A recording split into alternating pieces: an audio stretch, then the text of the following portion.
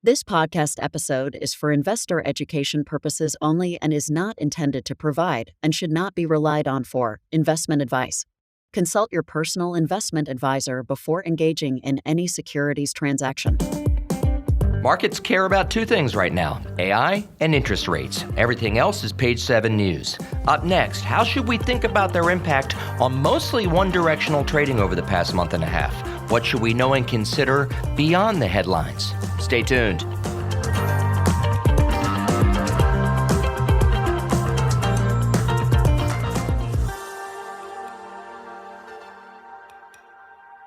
Welcome on board another edition of our Wise Investor Group podcast. Simon Hamilton here, Managing Director at the Wise Investor Group of Raymond James.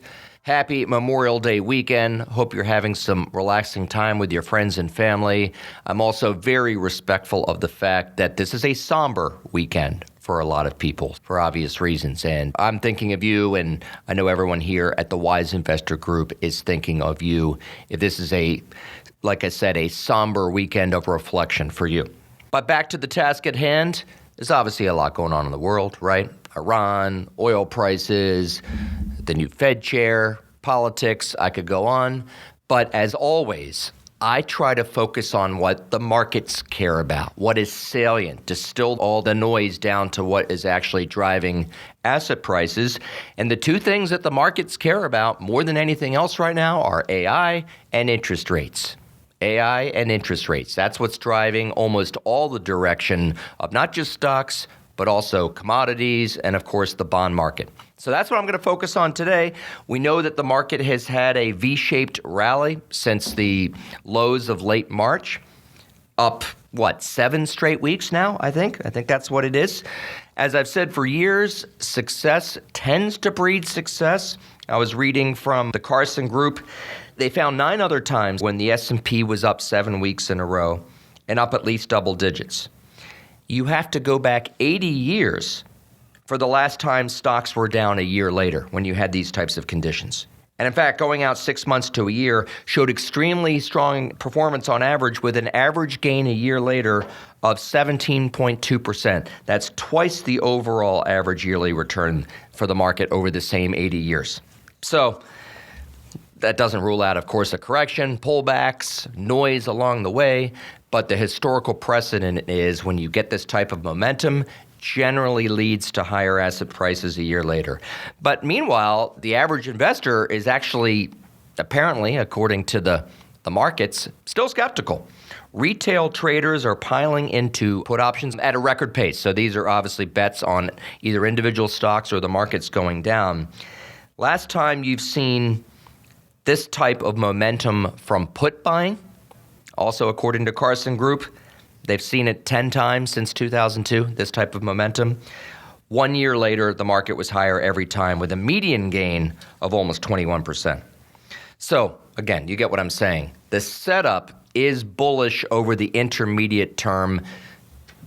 Who knows what happens in the short term, but intermediate term, the setup is bullish. But here's what I wanted to get to. This has been a frustrating rally if you are looking for breadth, if you were looking for everything in your portfolio to be doing well. It has not been the case. I was reading the chart report, Ryan Gorman. He's a kind of a more technical analyst that I follow pretty closely.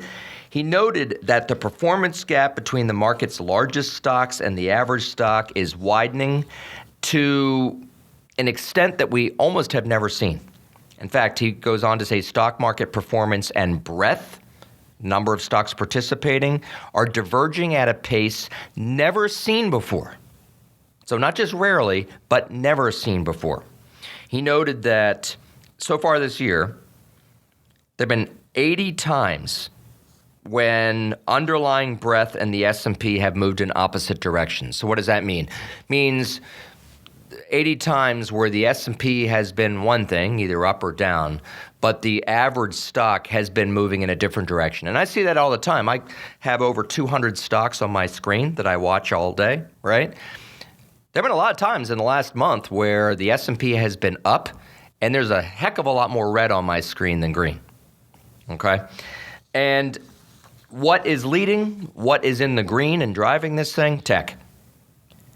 Big tech stocks, according to MarketWatch, contributed or have contributed 85% of the S&P 500's advance over the last 30 days. Meanwhile, get this. The other 480 names, this is how MarketWatch grouped it. But the other 480 names in the S&P, collectively, in aggregate, negative. So not just going up less, outright negative. Pretty stunning stuff. And I bring this up because if you're looking at your portfolio or you're looking at your statements and you're like, geez, 2/3, 3/4 of my stocks actually haven't done anything recently, or maybe are even down. I mean, look at financials and healthcare. Two of the biggest sectors in the S&P 500. Both of those sectors are underperforming the S&P this year by something like 16 or 17%. That is a big spread. So very narrow market, very narrow leadership, and it's backed up by where the money's going. I guess this was FactSet. I looked at, since the March 30th lows, exchange trade fund inflows, ETF inflows, they've almost all gone to tech. Almost all of it's gone to tech. So, in fact, I'm looking at the chart. I guess it's better for TV than radio. But, if you look at all the other sectors in the S&P 500 besides tech, they barely add up to anything. So, not only have tech stocks done well, almost to the exclusion of everything else, but that is where all the money is going as well. I think you get the point. I mean, just NVIDIA, and I'll talk more about NVIDIA in a minute, but just NVIDIA, which accounts for roughly 9% of the S&P 500, according to Goldman Sachs, it's contributed over 20% of the S&P 500 return this year. That's one stock. One stock, 20%. Meanwhile, the median S&P 500 stock now trades roughly 13% below its 52-week high. Probably one of the reasons why the Dow Jones has not made a new high in the past few months, because the Dow Jones is a more, yes, there's tech in the Dow Jones, but you also have significant percentages in other sectors. I mean, healthcare, I mentioned how much they're underperforming. Relative to the S&P, their performance is testing all-time lows. Utilities are at all-time lows. Financials, not at all-time lows, because that was back in 2008 when everything fell apart, but probing those areas. Even within tech, you're seeing significant dispersion. According to Morningstar, through the middle of this month, so I think through the 15th of May, there's been a 133 percentage point gap between the average returns of the top and bottom 10% of the tech sector. So it's not just tech has been leading, it's been a narrow slice of tech that is theoretically benefiting from AI, whether it's the hyperscalers like the Googles of the world, whether it's the chip stocks like NVIDIA, or the memory chip stocks like Intel and SanDisk and those types of players. Meanwhile, things like software had been completely left for dead. You're seeing the same thing from an earnings perspective. Okay, so I talked about it from sort of a market performance perspective, also seeing it from a earnings perspective. According to my math, the top 10 companies in the S&P 500, most of which are tech, account for about 34% of the profits of the S&P. Just to give you some perspective, Apollo came out this week. As recently as 10 years ago, top 10, only 20% of profits. 20 years ago, it was 17% of profits. Today, we're at 34% of profits. So, bottom line, S&P 500 is not a diversified index. People will tell you, I'm just going to own the S&P. I want to stay diversified. It's not diversified. Doesn't mean you shouldn't own the S&P. Tons of people do, or own mutual funds or ETFs that track the S&P. I'm not saying I have a problem with that. I'm just saying know what you own. Okay? And you saw it this quarterly earnings period, right? We're just 96, 97% of the way through first quarter earnings reporting period.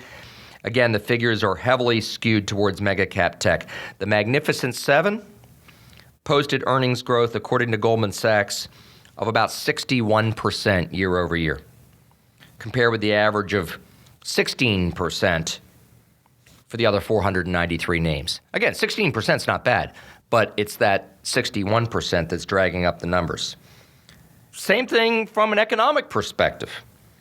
I mean, if you look at the three components of industrial production that are tied to data centers, semiconductors, computer and electronic products, and energy, gas utilities, you back those three out of the economic numbers, basically manufacturing and production's gone nowhere for several years in this country. Back to concentration, I mentioned chip stocks specifically. According to Bespoke Investment Group, get this, semiconductor stocks made up 6% of the S&P last April when at the lows after the tariff announcements came up. 6%. Guess what? Today, 22% of the S&P is in chip stocks, almost a quadrupling of the weighting. South Korea, if you're an emerging markets investor, South Korea's market is up, I don't have the exact number, but I want to say it's like 230, 240% over the last year. In a year. 50% of that index is in two companies, two stocks. Nuts. What's going on with chips? Well, the biggest thing with chips is not only, I think we all know that chips are essential to the AI build out, but what a lot of people don't appreciate is the demand is so incredible that supply has not caught up. So it's not just that a lot of the chip stocks are increasing their unit sales, but the price that they're getting for those sales has gone through the roof. There is a significant chip shortage. Generally speaking, I mean, if you look at it over the last 20 years, chip costs have been deflationary. In many periods, it's been a commoditized market. That's why stocks like SanDisk and Micron and Intel, you look at their 20-year charts, they went nowhere for years. I mean, Intel was a dog for 20 years. I'm not exaggerating. And if you're an Intel shareholder, you were probably frustrated ever since the dot-com bubble. But because of the demand, because of the supply shortages, which, by the way, are probably made worse by what's going on in the Straits of Hormuz and other kind of bottlenecks, they're going through the roof. Now, I don't know how long that's going to last. I would just say, though, I've been down this road before. I've been through the dot-com bubble. At some point, either two things can happen or both. Either demand will moderate or supply will catch up. In either or both scenarios, you're going to see prices come down, right? So we just don't know when that is. We don't know if that's this year or 5 years from now. But I will tell you, the road to investing hell is paved with supply gluts in tech components and tech chips. So just be careful. I'm not making a research call here for sure, but if you have done well in chip stocks, God bless you. If you've bought chip stocks within the last year, God bless you. But you may want to consider some of these more as trades or rentals rather than something that you buy and hold for the rest of your life. Just, again, that's not really a recommendation. It's just something I want you to consider. Okay? So the obvious question here, is this a bubble? I don't know any more than you do about what's going to happen. I will say, if you look at the NASDAQ 100, which is mostly a tech index, up, according to FactSet, about 640% over the past decade. About 640%. Well, look at other periods. NASDAQ in the 1990s, up almost 800%. Japan in the 80s, up 510%. This is according to Ritzold Asset Management, by the way. S&P in the 1950s, up almost 500%. Those were all periods, of course, that gave way to significant sell-offs, significant pullbacks, significant bubble popping, if you will. So what we've seen in the NASDAQ the last decade is comparable to those other moves, right? So it's a legitimate question to ask. But again, and I've talked about this before over the last 6 months. I'll talk about it again, I'm sure, in the next 6 months. If you go back and compare this to the late 1990s, which I lived through, I managed money through, and early 2000, before the bubble popped in March of 2000, there's certainly an echo for sure, but I got to tell you, things are on better footing this time around. So again, according to Ritzold, fourth quarter of 1999, 21 out of the 100 stocks in the NASDAQ 100 were downright unprofitable. Didn't even have earnings. Today, virtually none. Virtually all 100 are profitable. Valuations much more reasonable today. Back then, 1999, 76% of the stocks in the NASDAQ 100 had PE ratios of 60 times or higher. Today, we're at only at 18%. So 76% versus 18%. The entire basket, essentially, in 1999 was overvalued. So, I mean, that doesn't mean this isn't a bubble. It could just be a smaller bubble, right? Doesn't have to be a Y2K fueled, collapse like we saw in 2000, 2001. So can't rule it out. But I will say, and I think that the guys at Ritzel put it really well. They said, if this is a bubble, quote, if this is a bubble, it's the most logical mania in history, end quote. Why? Because the fundamentals have been there to support the share prices. Get this. Here are the NASDAQ 100 annualized earnings growth over the past 5, 10, 15, and 20 years. This is, again, Ritzel data. 15.5%, 13.4%, 12.9%, 14%. This is through the end of April. Well, guess what the performance is for the NASDAQ 100 over the same time frames? 17.5, 21.9%, 19.1%, 16.3%. Not exactly in lockstep, but directionally pretty close. Over the last 20 years, you've had 14% annualized earnings growth, 16% annualized returns. Pretty damn close. The fundamental performance has tracked the share price increases, the performance increase. So again, this may be a bubble. What do I know? But it's a logical bubble. So think about that. And back to kind of knowing what you own. I talked about the S&P 500. Even if you own a quote-unquote more diversified fund, know what you own. I'm not going to name these specifically, but I looked at 2 total market funds that are out there. One owns 3,498 companies. Another owns 3,741 companies. Morningstar helped me with this. Well, as of the end of the first quarter, in both of these, the top 10 positions account for 34% of the funds. That means that 0.3% of the issuers represent more than 1/3 of the total value. Because remember, these are cap-weighted funds. Bigger the company, the bigger the influence. So if you think you're diversified because you have 3,500 holdings, you're not. Performance is all coming from a handful. You get the point. I'm not going to belabor it. Know what you own. The good news is that it's not like the rest of the market isn't putting up, good earnings numbers. I mentioned earlier, you strip out Mag 7. The other 493 names grew their earnings in the first quarter about 16% year over year. That's pretty good. I would also note from FactSet that 84% of companies beat their bottom line estimates by an average of 18%. That's the best in 5 years. Also, net profit margins rose for the 5th straight quarter to a record 16%. So to put that in perspective, margins have expanded by 3 percentage points over the past 2 years. That you almost never see that outside of like a recession recovery, like a V-shaped recovery out of a recession.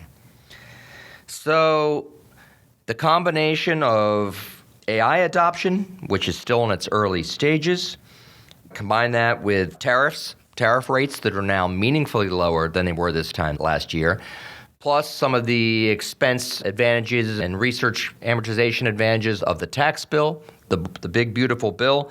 If we can get some sort of resolution in Iran at some point that brings down oil costs, there's a pretty good tailwind for profit margins for the foreseeable future. Now, they may not keep going up at the pace that they've been going up, but there's reason to think that we could get some continuation of mid to high double-digit expansion in profit margins, the way they've been going. So, again, I've been talking a lot about how narrow this rally has been, but the fundamentals have also improved for the rest of the market. So think about that in the context of your portfolio diversification. All right, let me just switch gears for a minute. I mentioned the 2 things the market cares about are AI, which we just finished talking about, the incredible surge into tech in the past few weeks. The other thing is interest rates, which is not quite as positive a story, obviously, right? Before the war broke out in March, the 10-year Treasury yield, I think, was around 3.9%. Today, as of this recording, we're closer to 4.64, 4.65 or so on the 10-year Treasury. It's not just in the U.S. We've seen drastic moves in Japan, UK, France, pretty much all major economies. You've seen a significant spike up in rates to some of the highest levels that we've seen in a long time.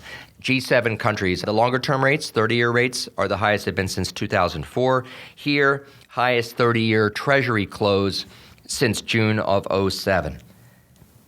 And I'm not, going to sit here and pick on the Treasury Secretary, but Scott Bessent spent months, just within the last 6 months, talking about how lower Treasury borrowing costs means lower corporate borrowing costs, lower mortgage rates, lower car payments. That has all been reversed due to what has happened.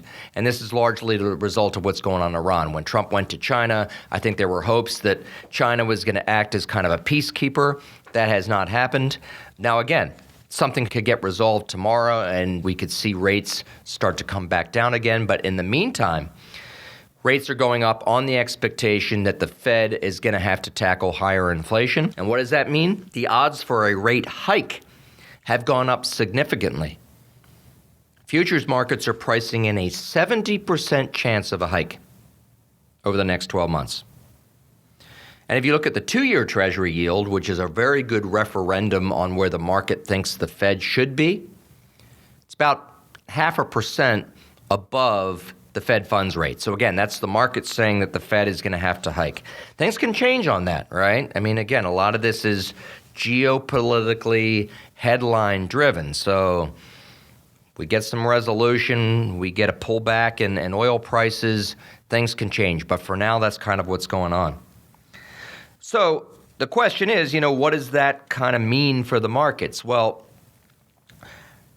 I think one thing is you got to be asking the right question. It's not so much, whether the Fed will cut or raise. It's why would they do, why would they cut or why would they raise? In other words, the Fed, cutting rates when the economy is declining is not a very good thing. In fact, the stock market performance from that type of result, it generally is quite poor in the near term. I think the bigger question is, how does the underlying economy and earnings trajectory look? And from that perspective, things have been a lot more favorable than you might expect. I was just reading, this is from, AAA. They project a record 45 million Americans traveling this weekend, the highest ever travel demand on a Memorial Day weekend. You're seeing consumer spending still quite positive. Red Book sales this week. Spending was up 9.6% year over year. That's the fastest clip since 2021. Can this change? Absolutely, right? If we have oil at $120 a barrel for the rest of the year, I have to believe that's going to change. But for now, the economy has been very resilient. I fully appreciate that the lower income spectrum in this country is having a tougher time. But in aggregate, the numbers have still been pretty good. I will also say the credit markets aren't really showing any signs of stress. So yes, rates have spiked up, but the spread between investment grade yields and high yield spreads, which is kind of a measure of stress, still some of the lowest we've ever seen. When those spreads widen, it's reflective of people's concern about credit quality. We are just not seeing that at this point. So am I saying everything's rosy? No, I'm not. But you're just not seeing as much stress in terms of how people are voting with their wallets or in the bond markets as you might expect. That's not to say that higher yields can't negatively impact stock prices. They can and will. But it's generally, what I've noticed over the years, generally happens when you have sharp spikes in rates. So Goldman Sachs came out and said that. Generally speaking, it gets really bad for the market when rates go up more than 0.5% in a short period of time. Now, you could argue that's happened this time around, but the move here in the last 2-3 weeks has been a lot less than 0.5%. Okay? In fact, they also looked at the relationship between the average level of yields and S&P 500 returns going back to 1940. They really found no relationship. Meaning, there's this idea that when rates are going up, stock prices are going down and vice versa. They did not find that to be the case over the last year. And again, why is that? Goes back to what I said 2 minutes ago. Because the direction of the economy and direction of corporate earnings tends to be a much bigger influence than what the Fed is doing or what interest rates are doing. In fact, sometimes if the economy is doing well and earnings are doing well, that's a reason, of course, for rates to go up, right? So there's a lot of chicken egg stuff going on here, right? I mean, these things are all interrelated. But I think the bottom line is the market right now is focusing more on the earnings side of it than, interest rates as sort of a triggering factor. That's not to say there hasn't been some impact throughout the market. Utilities have been weak recently.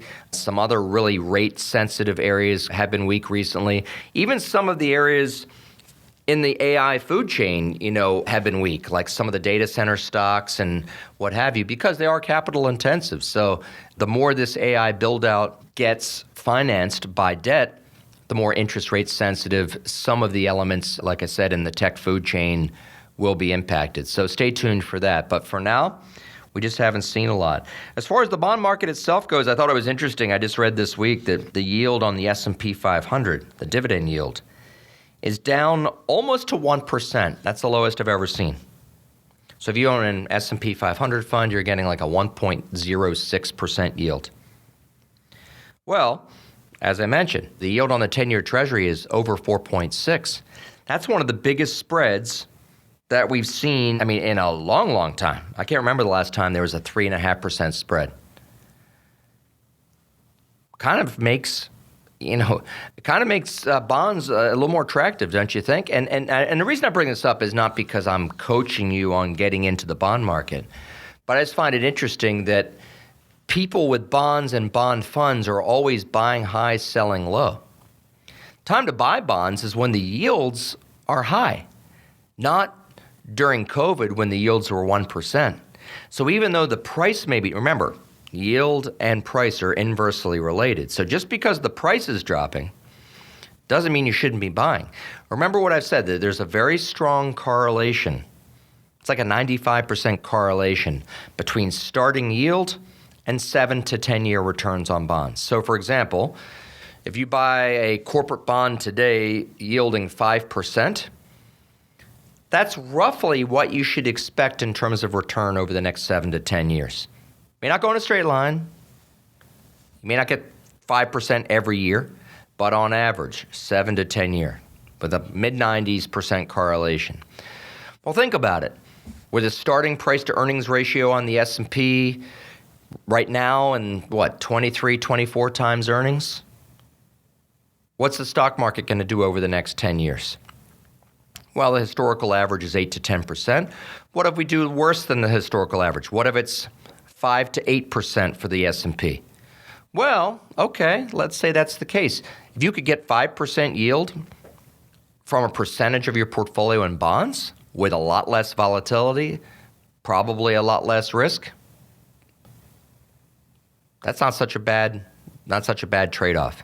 So again, that's not me being negative on stocks. I'm just saying I think the returns from bonds at these starting yields and stocks will be a lot closer than they have been maybe at any point over the last couple decades. I would particularly highlight municipal bonds, tax-free bonds. I've said before, if you look at the yield curves, in other words, the difference between short-term rates and long-term rates, the steepest curve by far is in the municipal bond market, the tax-free bond market, meaning that you're compensated with higher yield the further you go out, okay? I'll give you an example. I'll give you two examples, and I'm not saying go buy these bonds. The prices can and will change every day. You need to do your own homework. But I looked at a AA2 bond, San Antonio, Texas electric and gas revenue bond, so investment grade. As of when I looked at it this week, callable in 2034, so what's that, roughly 8 years from now, 4.35% yield to call if it gets called then. If you're in the max bracket, that's equivalent to about 7.4% on a taxable investment. If it goes all the way to maturity, which is 2049, 4.8% tax-free yield. That's over 8% taxable equivalent. I looked at another one from Alabama Housing Finance Authority, also AA1 according to Moody's. Similar numbers. If it gets called, the one that I looked at gets callable 2040. Yield to call, 4.5% roughly. If it goes all the way to 2051, 4.66% yield to maturity. Both of those are over 8% taxable equivalent if you're in the max tax bracket. So, again, don't key on those specific bonds. Those are just for illustration purposes, but that's kind of the landscape for longer-term municipal paper.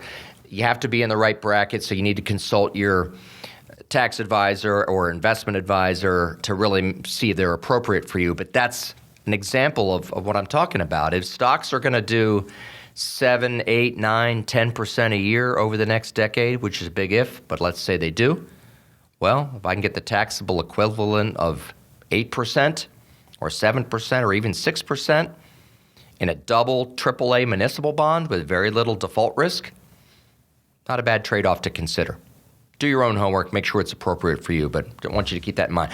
Okay, I have a few more minutes. I do want to transition, update you on what I'm hearing from a few individual holdings. Back in a sec.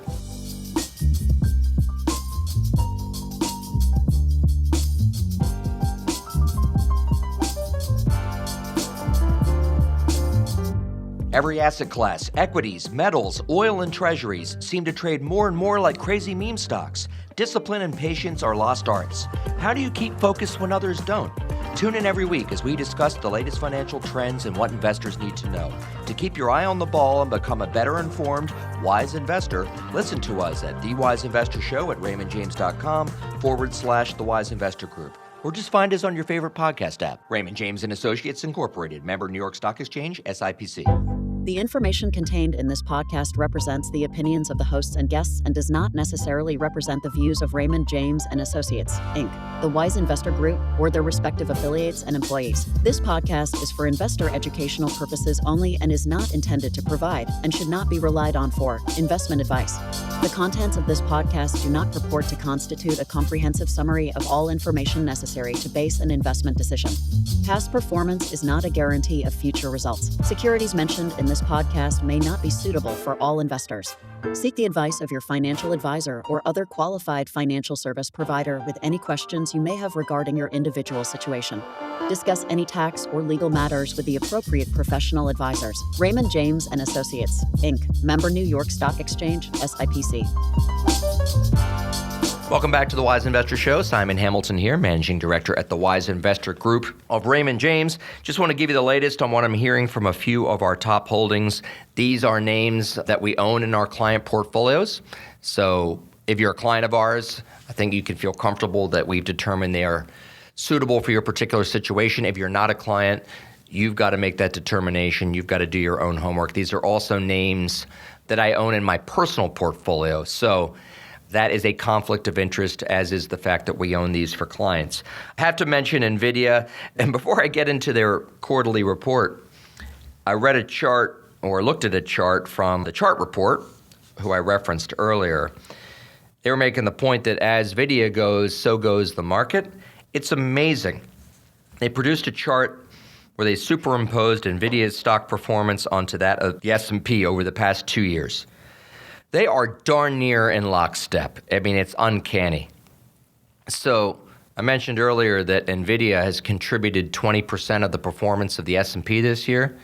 That's been the case for good or bad, better or worse, for most of the past 2 years, that type of relationship. They came out with their numbers. I mean, hard to quibble with the numbers. I mean, their sale. I read a Raymond James report from our analyst here, Simon Leopold. The sales, earnings per share, and revenues all exceeded consensus by a similar degree they have in recent quarters. So no quibbling with the numbers. What I thought was interesting, they actually increased their dividend. So they're returning a lot more money to shareholders, 1 cent a share to 25 cents a share. And they're also buying back a bunch of stock, it's kind of interesting considering the stock has done well, but they just increased their authorization to $80 billion. So they're generating a lot of cash, but it's not all going into, research and development. They are returning cash to shareholders. I thought it was also interesting that AMD came out just 2 weeks ago and said the total addressable market for CPU chips was $120 billion. NVIDIA, a couple days ago, said it was $200 billion. So it's not just that their sales and earnings are increasing. The addressable market is expanding. So we're not dealing with the same kind of denominator, if you will, that we were even 2 weeks ago. That's how fast the deployment and uptake of AI is and AI-related spending. So not a lot to dislike in the numbers. Obviously, the stock had run a lot coming into this, right? I mean, it's had a huge run here over the last 4 or 5 weeks. So I wouldn't be surprised if NVIDIA stock, paused for a bit, kind of digesting this. But the other thing is, if you're a NVIDIA, lover, NVIDIA believer, is they're not that expensive. They're still only trading about 24 times earnings. And a lot of analysts rolled their price targets up over $300 a share because even at 27, 28 times earnings, stock's still trading at a major discount to where the valuation was just a couple years ago. In other words, the earnings are more than keeping pace with the stock price gains. I mean, I think the risks are obvious with NVIDIA. It's becoming an increasingly competitive space. Other people are trying to do what they're doing. There's also a supply shortage of a lot of these chips. As supply catches up, you could see prices moderate, and of course demand, we all know, could moderate at some point. So those are the risks. It's competitive risk, it's pricing risk, and it's macro risk. But by the same token, NVIDIA is not trading at the type of multiples that the tech leaders were at the height of the dot-com bubble, which is sort of the point of the first part of my show. Vistra, VST. I mentioned this name before. They are a kind of a diversified utility headquartered in Texas, servicing the Texas energy markets, nuclear, solar, wind, coal, diversified across traditional, fossil fuels, but also alternative fuels. I bring up the stock because they are very much a player in not only supplying data centers, but also the whole sort of electrification theme, right? We've talked about this. We have an undersupplied energy market in Texas. But Vistra stock has dropped significantly over the course of the last few weeks, down to a point where it's trading at less than 11 times earnings. Goldman Sachs came out this week and reiterated their buy rating on the stock, saying that the pricing fundamentals due to the undersupply in their part of Texas should lead to firmer prices, firmer valuation ultimately for Vistra. They're also buying back roughly 40% of their stock. 40%. So they generate a lot of free cash flow. I mean, again, Vistra has been kind of hit by two things, not only concerns about the AI build-out's ability to continue at this pace, but also utility stocks have been one of the weakest parts of the S&P, hit by higher interest rates.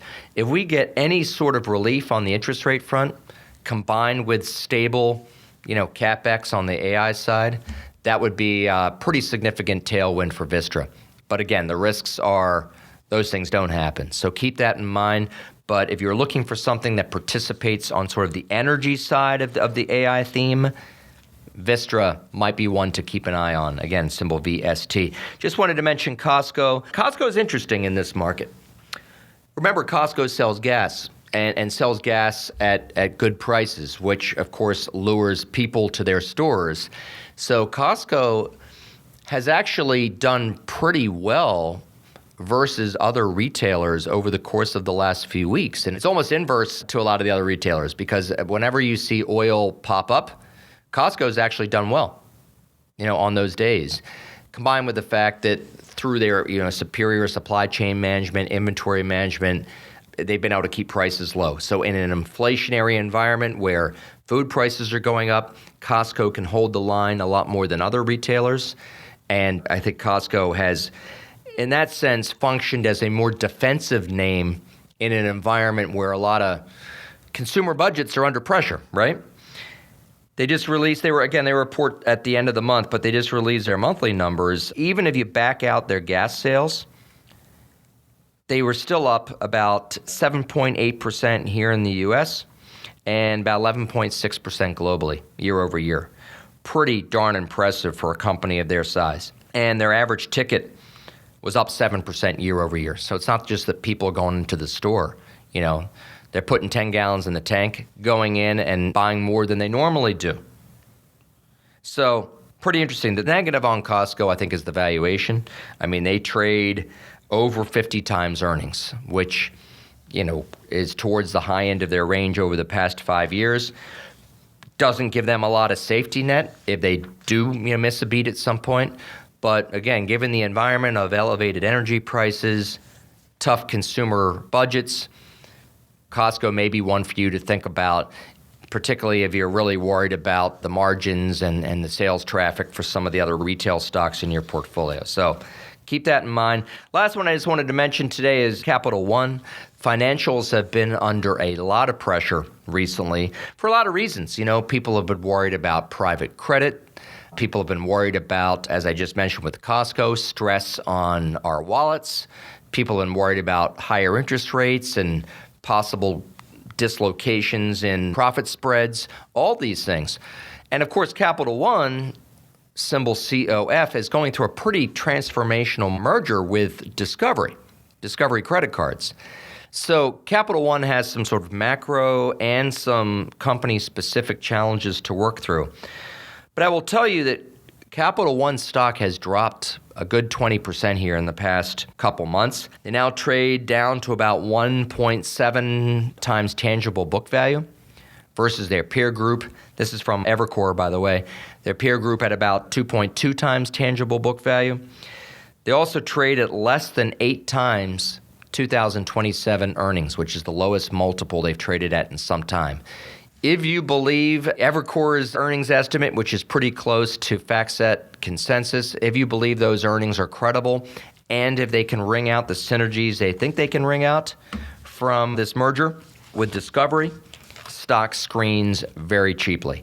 The risk, I think, would be at the macro level, right? I mean, if the economy really starts to roll over in the second half of the year, financials are a tough place to be, particularly credit card companies. But so far, we have not seen credit stress. We have not seen some of those issues. But that doesn't mean that those can't come on the horizon here. So that's really the risk, I think. But if you are looking for what I think is a cheap name in the financial space, particularly in the more consumer-facing credit card space, Capital One may be one to think about. Have to be patient, though. All right, I'm going to leave it there. There's some other names I'd like to talk about, but I want to keep it brief. I want to let you get back to your Memorial Day. As I mentioned at the very top, I hope you have a nice, relaxing weekend. And if it's a time of somber reflection for you, as I know it is for a lot of people, I will certainly be thinking of you, and I'll leave it there. As always, I wish you wise investing. The information contained in this podcast represents the opinions of the hosts and guests and does not necessarily represent the views of Raymond James and Associates, Inc., the Wise Investor Group, or their respective affiliates and employees. This podcast is for investor educational purposes only and is not intended to provide and should not be relied on for investment advice. The contents of this podcast do not purport to constitute a comprehensive summary of all information necessary to base an investment decision. Past performance is not a guarantee of future results. Securities mentioned in this podcast may not be suitable for all investors. Seek the advice of your financial advisor or other qualified financial service provider with any questions you may have regarding your individual situation. Discuss any tax or legal matters with the appropriate professional advisors. Raymond James and Associates, Inc., member New York Stock Exchange, SIPC.